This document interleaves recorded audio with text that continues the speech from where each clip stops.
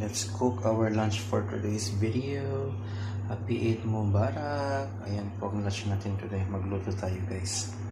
Ayan, magluto tayo ng bawang sibuyas, kamatis. Tapos nilagay na natin yung hotdog.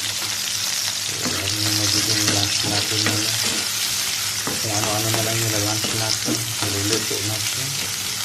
Nakakain lang. Ayan.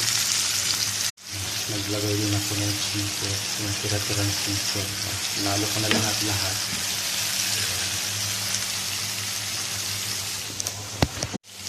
Tapos ilagay na natin yung itlog.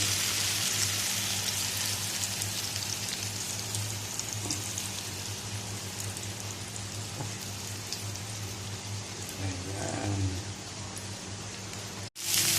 Ayan. Luto na yung ating simpleng ulam. Oh. Diba?